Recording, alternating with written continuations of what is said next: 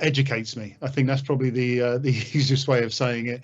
You know, when they actually herald some of the achievements of black members of our communities, I think it gives you a real understanding of what they had to go through in the first place, what they still go through, and how things have in many ways improved. And I think it's fair to say where things can continue to improve. It's nice to look back, and especially within, you know, football wise, that's something that I'm passionate about. Look at the big heroes of the game in terms of black history and what they've achieved, and you know why I can sit here today and play football the way I do because of those.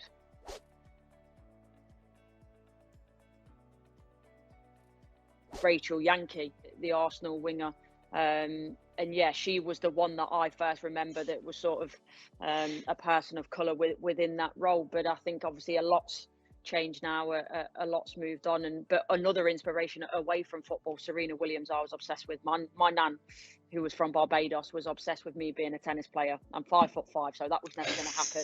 But yeah, obsessed with Serena and Venus Williams. I think they did so much, not just for tennis, but for women of colour in sport in general. John Barnes, I joined, well, he was at Watford before I joined Watford. Got to know John Barnes. He was at Liverpool, obviously. He was very aware of his upbringing and the environment that he was working in. So all of a sudden I was getting educated.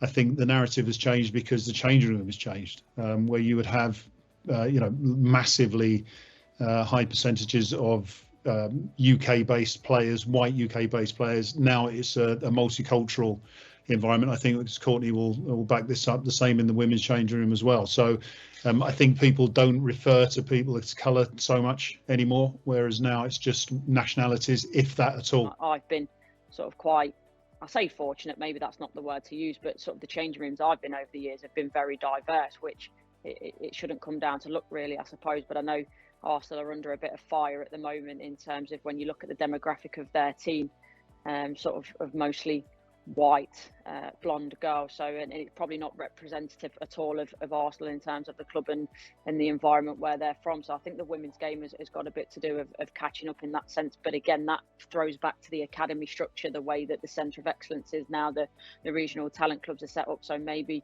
in terms of those inner city areas, those sort of girls aren't getting the access to the game. So that's something that I know the FA are looking at.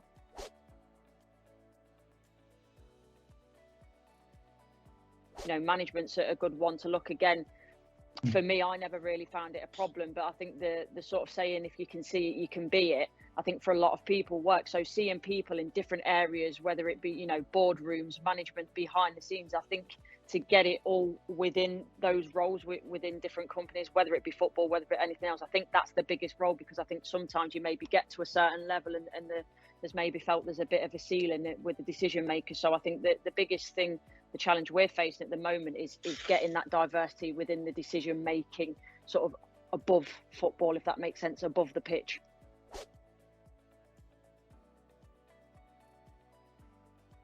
Thing for, you know, whether it be, you know, females in sport and racism and everything else, to have allies on your side that aren't necessarily of your team, for want of a better phrase, but people backing you from, say, different ethnicities, different genders, different backgrounds. I think that is the one thing that really pushes it forward.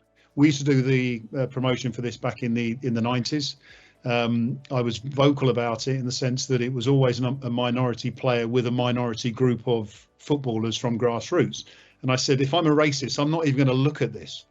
You need to get white players to be involved in this, so people see that white players accept that there is a racism issue and it needs to be dealt with. I think it's everyone who wants to help resolve this problem, them being vocal and, as I say, saying things that will change people's minds and perceptions.